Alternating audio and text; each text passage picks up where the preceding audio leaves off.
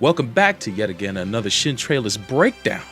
I actually watched this trailer before I started doing Shin trailers, so I didn't get the chance to hold off on watching this for the first time. But it's been a few days since the trailer for Supergirl dropped. For those who don't know, in the coming season for CBS, they're going to be airing a series based on Supergirl, the longtime character from DC Comics. And man, when this trailer dropped, the internet lost its shit. Not as badly as they did when the Gem trailer dropped, but I would say somewhat close. A lot of people are in favor for this show. Some people hate the look of it and the feel of it and the idea of it. I can understand some people's concerns, and other concerns are just stupid. To give a little backstory on this, this series, I guess, came into being because of Greg Berlanti and his production team. They've been working on other superhero-based shows like Flash and The Arrow. The Flash and Arrow. And also, there was a show that they did years ago called No Ordinary Family that I really enjoyed. I thought it was a really good show. It was family-centric, but I thought it was well-produced and well-written. And it was kind of a Fantastic Four slant on a family getting superpowers because of an accident and mysterious circumstances after the accident. So I thought that was a pretty well-done show, and I'm sorry it didn't last very long on ABC. But it'd be kind of cool to see that show come back in some way, shape, or form in the future. Meanwhile, they've had success with those other shows. Greg Berlanti's been in the producing game for a long time, so it's good to see that they're able to expand the DC universe with a show like Supergirl. Now, we don't know if it's going to have anything to do with the Arrow and the Flash. There is the possibility that it may be able to cross over with those shows in the foreseeable future. But as the show starts, the producers and CBS have already confirmed that the show is going to try to stand on its own 2 feet before they try to let it cross over with other DC shows, especially since it's on CBS while the other shows are on CW and other networks respectively. I'm glad to hear that the recently canceled Constantine may have a chance of crossing over into Arrow in order to kind of further the DC universe when it comes to the dark aspects of the DC universe. So I'm excited to see that, and I'm excited to see if Supergirl is going to tie into that. Let's go ahead and check out the trailer. Let's see. Well, actually, before we do, I also wanted to say that I'm looking forward to this show. I'm willing to give most shows a chance. Some of the shows that aired this season that I enjoyed were Flash and Daredevil, to say the least, that came on for the season. The season of Arrow has been kind of rocky, but I enjoyed it most of all. The second half of it was better than the first, and it looks like they didn't have the strong focus that they had last year during season 2. But this happens to the best TV shows, and I'm not gonna crap on Arrow over that, man. They're gonna rebound next year. They already saw their shortcomings as the season came to an end, so I think they realized where they fell off, and when they come back next season, they're going to come back a whole lot better. Plus, with Flash being in the universe now, it's going to expand the possibilities on Arrow for running into metahumans and other superheroes like Supergirl to happen on the show. And recently, they teased, as I mentioned before, that Constantine's going to have a chance of crossing over in there. Hopefully that comes through for season 4 of Arrow, because that would be fantastic. But I'm hype about Supergirl. I think it's meant to appeal to a completely different demographic, as you'll see in the trailer when you watch it. But I also think that people pointed out a pretty neat thing where it has a lot in common with the SNL skit that they recently did for Black Widow. That was pretty funny, and then to see that this trailer has elements of that video kind of makes it unintentionally hilarious. But I'm not one to crap on the show because it's not meant to have me as a primary viewer. It's meant to pull in women, especially women that don't read comics. They need to have a character to relate to, because Kara, the main character, of course, Supergirl, she is kind of angsty in the comics nowadays. So her depiction in the comics is nothing like it is in this TV show. And I'm glad to see they're going to take an original direction with her character and make her more likable and more human, even though she's a superpowered person. So let's get into this trailer. Let's see what's popping with it. Oh, shit. My name is Kara Zor-El. 24 years ago, my planet was in peril. My cousin, Kal-El, was sent to a planet called Earth. Now that CG's kind of hurting, guys. But then again, this is the pilot, and it may look a whole lot better when it actually airs on television in the fall. Like, they touch up CG all the time, especially for pilots. They probably spend more money on the CG budget this episode than they will on the normal episode. But I've got to say that I hope they do clean it up, because this looks kind of rough. But we get a little Superman cameo here. You may know. Look at that cow lick. Jesus, they had to give that baby that cow lick just to make it obvious, huh? Story. We wouldn't have known otherwise, right? Yo, that Clark silhouette right there, man. Crazy stuff. Will we ever get to see Clark in full in this series? Probably not. And that's not too bad. If he's going to be on the periphery the entire show, I understand that, because his presence in the show, if he takes an active presence in the show, it's going to take away from the importance of Kara's character, and I don't want to see that happen. This is her show. It should focus on her. If Clark's, around helping her from behind the scenes, I think that's pretty cool. As you'll see in this trailer, that there's one particular scene that does reference that. No mind. On Earth, you will do extraordinary things. Until now. You must go. I love you, Kara. There she goes, man. Planet on the blow up. Oh, sorry. I'm calling about the correspondence dinner. I need to make sure Ms. Grant doesn't end up next to Bill O'Reilly again. Now we get the Black Widow trailer. I was wondering if maybe you want to, I don't know, go see a movie. Now, interesting thing with this guy right here, this actor's name, let me take a look here. I'm trying to find him. I don't know the name of the actors. I've got the IMDb up right now. I think this is, no, I don't think that's Zane Emery. Let's dig a little further here. I remember watching a breakdown video, and they said that this guy is actually the Toy Man, which is a longtime villain of Superman, but he's been reinterpreted for this show. So I don't know if they're eventually going to make him a villain, but it is kind of interesting to see him. Oh yeah, there is Jeremy Jordan. Jeremy Jordan. He's actually credited as the Toy Man. He's in this, and he looks like he's going to play her one of her friends in the show, someone who's going to actually support her. Now, what will happen between them as the series goes along? They may have a falling out, like a lot of us have been predicting on The Flash with Caitlyn's character, with her becoming Killer Frost.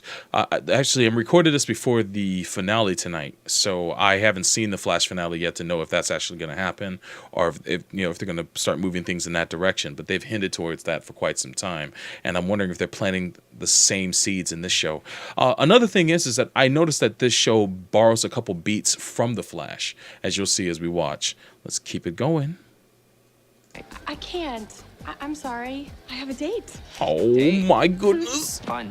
Dating's fun. Poor guy. She's here. Dejected, man. The only reason I Oh shit, Ally McBeal, son. It had a private elevator. Yo, where's Harrison Ford I at? don't have to get soaked in cheap cologne every morning getting to my office, find out who used it, have them reprimanded or bathed. I don't care which. Here's your latte.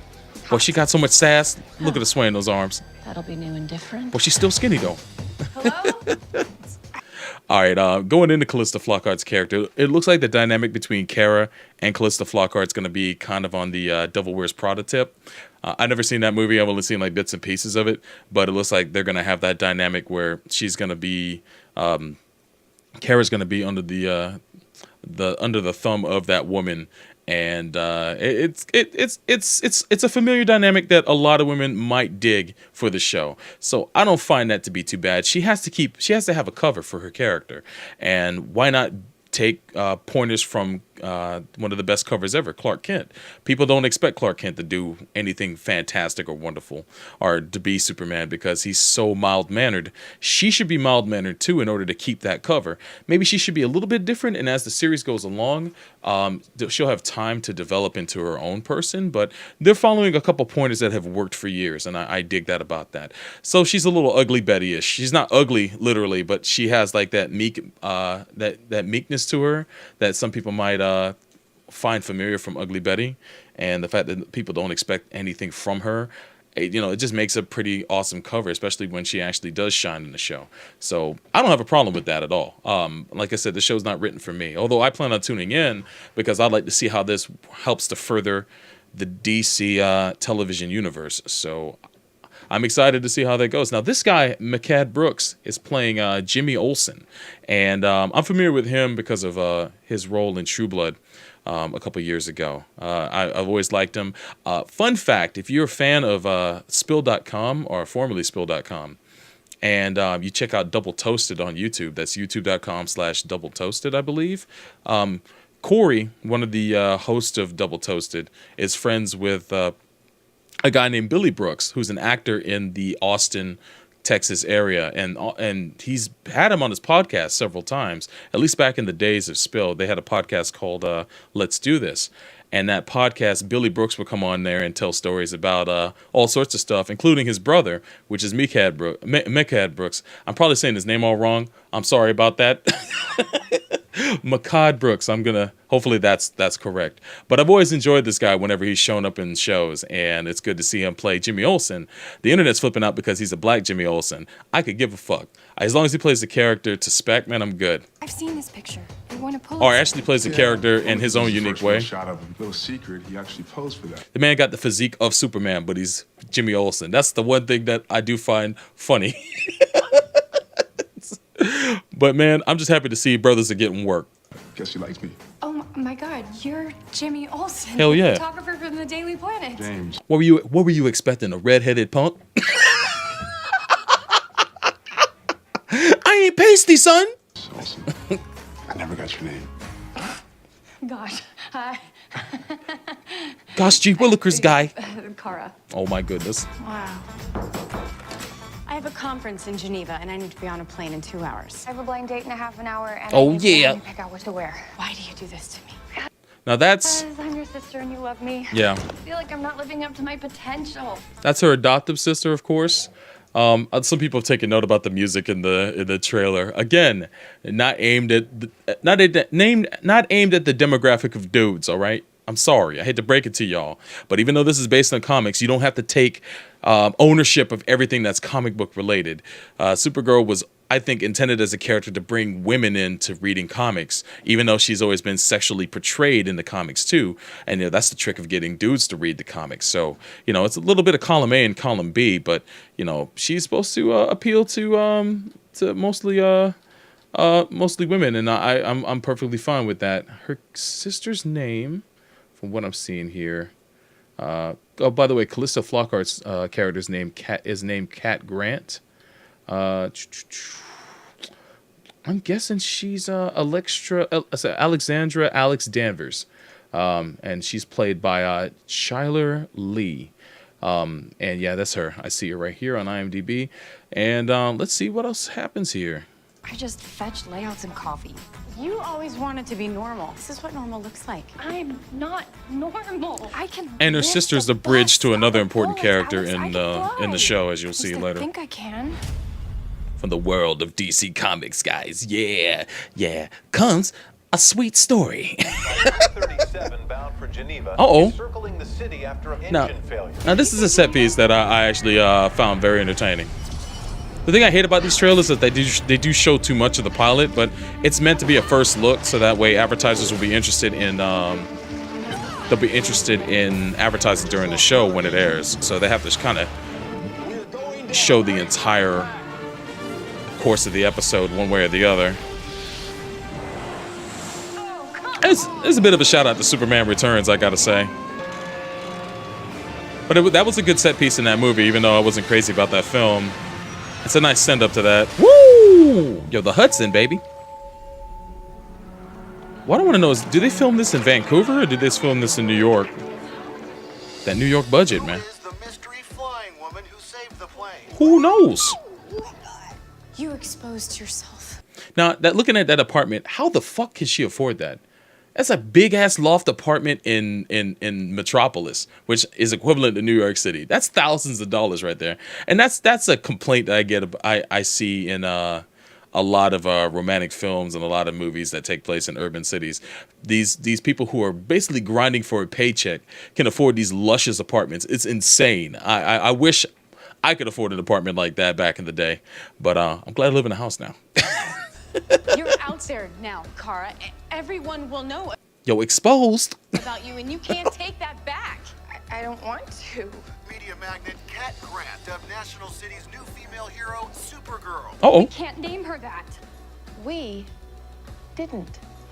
Who are you? Shouldn't she be called Superwoman? What do you think Super is so broad? bad about girl? I'm a girl, and your boss, and powerful, and rich, and hot, and smart. So if you perceive Supergirl as anything less than excellent, isn't the real problem you? Well, at least in that conversation, they justify the name of the character, I guess, to some degree. We already know she's going to be called Supergirl going into the show. They're not going to call her Power Girl, which I would love to see a TV show of that, guys. I would love that. Maybe in the future, guys. Maybe in the future. Kara? I'm going Yo, man, I'd be scared as hell of being on top of that building. Of course, this is done on a set.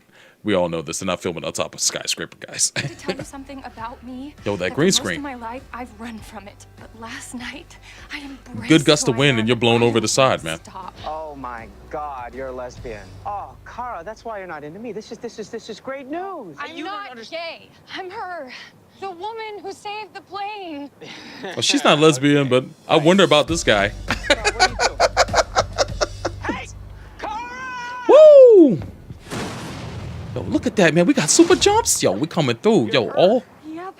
all three kick buttons at the same time, guys. I'm not flying around saving Yo, people Marvel. with this thing. Wait a minute. Where's my cape? Wrong You're label. lame. You tell your cousin I said so. Actually, never do that. Okay. So, to be a superhero, you need a crime. There's a car chase on the 112 freeway. He ain't never getting that, but he needs to go after that system, all right? I could do a car chase. Can you? Yo, good, nice flying. Now, I like that aspect of the show. It actually reminds me a lot of The Greatest American Hero. If you've never seen that show, it's a classic TV series from the 80s. Fantastic show. It's kind of meta when it comes to the superhero genre. About a guy who gets a powerful, he finds this suit that gives him superpowers like Superman, and he has to learn how to control those powers and learn how to fly. And in the first majority of the show, he can't land. He always crashes and shit. It's hilarious. So if she's learning how to fly in this, that's a great nod to The Greatest American Heroes as far as I'm concerned. If it's going to add comedy to the show, I'm all for it. If you guys have never seen The Greatest American Hero, look it up, at least the intro. If you've never seen the show, you know the theme song to it. I can tell you that much. Believe it or not, I'm walking on air. That should be the theme to this show, guys. Make it happen, CBS. Let's go. Let's go. Aerodynamics. I should have thought of that. And if they're working on the costume, I think it's pretty neat. You sure you're bulletproof? Hope so. Better more than hope so. Now, people kind of complained about the fact that her costume isn't made of material from Krypton or from her planet. I forget what her planet's called. But it's not made from alien material. Then again, we don't really know where the tunic comes from. It may actually come from alien material. I'm not 100% sure. Some of the details that we don't know about yet. But when they shoot her, they say that the bullet should actually pierce the costume and tear it up. I disagree with that. I always remember that Superman has an aura to him that actually can cause the bullets, of course, to deflect. I mean, granted, he's super powerful, but because his aura actually seeps through the costume a bit, so it stops the costume from taking damage. So I don't see that as much of a complaint. I mean, I've let it slip with other superheroes who don't have indestructible material for their costume, so I'm not going to really rag on her for that happening either. All right, the new cape is made from... Now, at least they show the cape get effed up. But they're going through costume trials, so I think that's a neat aspect of the first episode. Again, it lends to the humor of the show. Structured polymer composite is much sturdier than... And, this one has the S. Yo, looky Lou. Super, just like your cousin. It's not an S. It's my family's coat of arms. The House of L.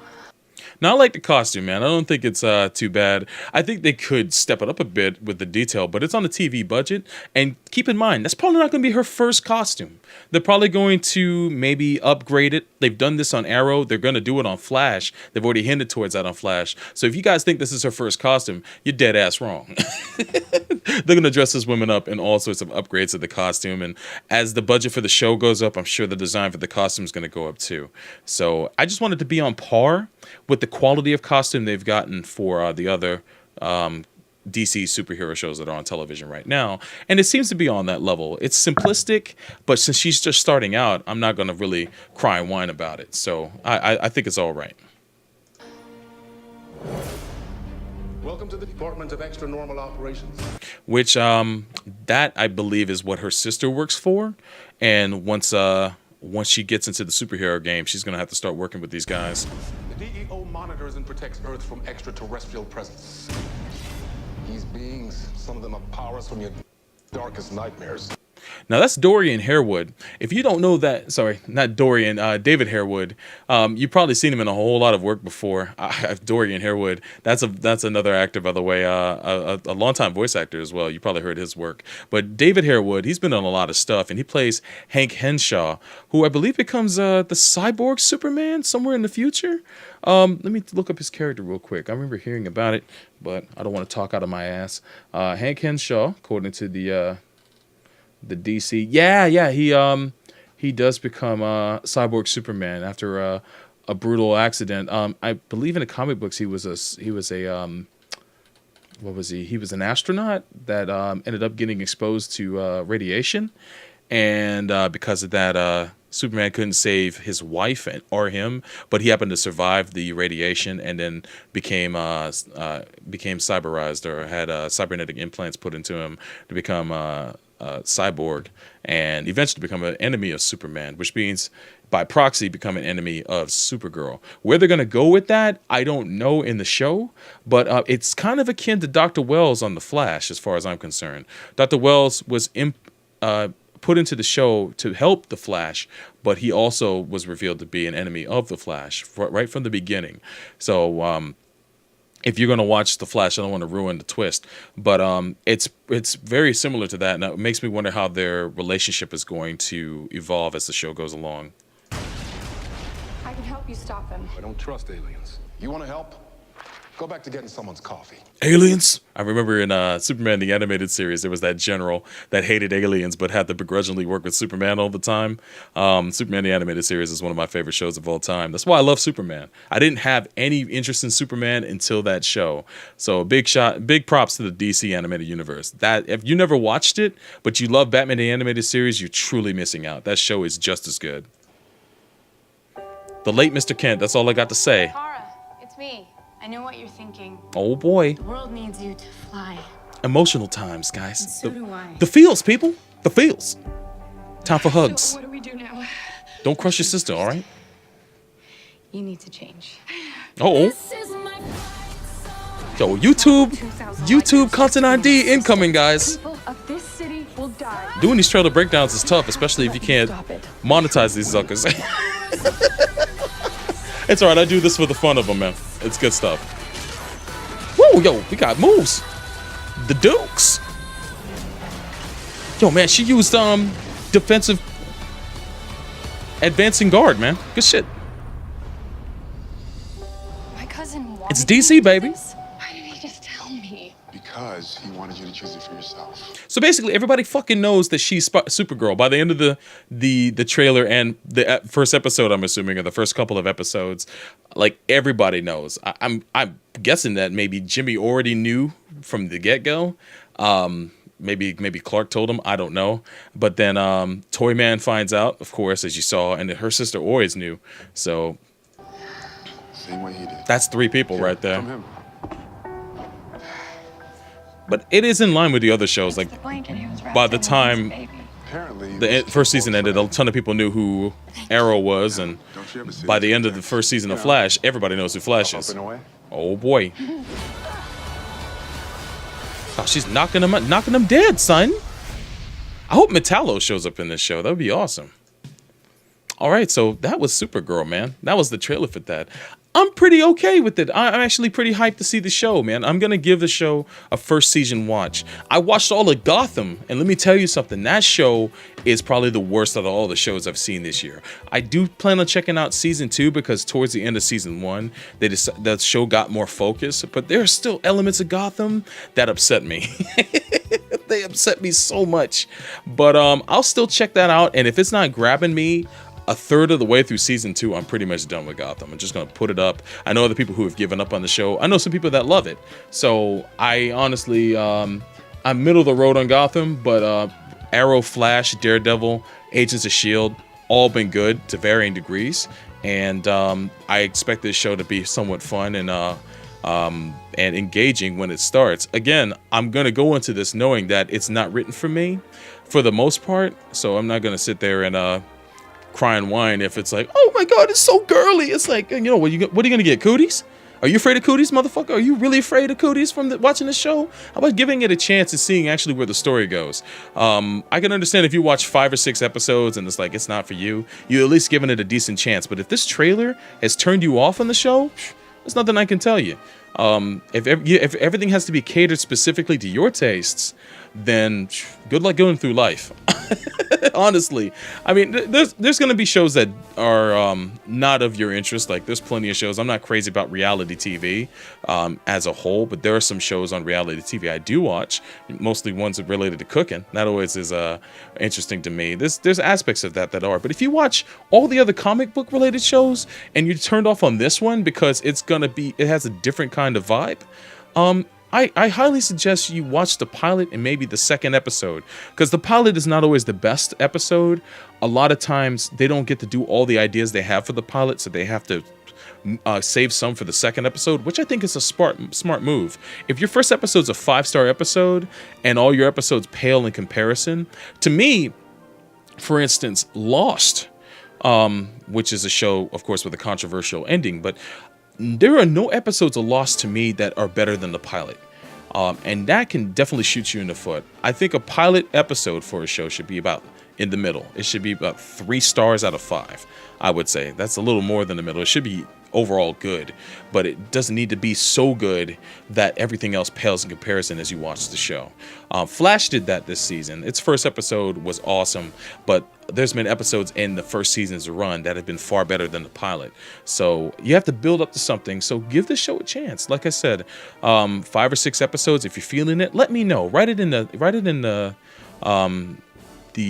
responses down below if you're feeling the show now from seeing the trailer, or if you have some concerns I can understand. If you're watching this and it's like, well, I don't really like the depiction of the character or the vibe of the trailer, that's okay. You're only human. You don't have to like everything, but don't be completely written off on the show because overall you don't think it speaks to you.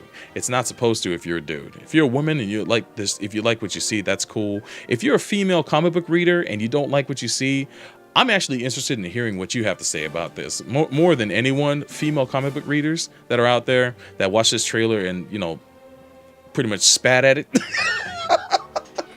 I really am interested in knowing what you have to say about this and what your takes are on this, man. Honestly, that I think is going to be the most interesting viewpoints that I'll get the chance to read.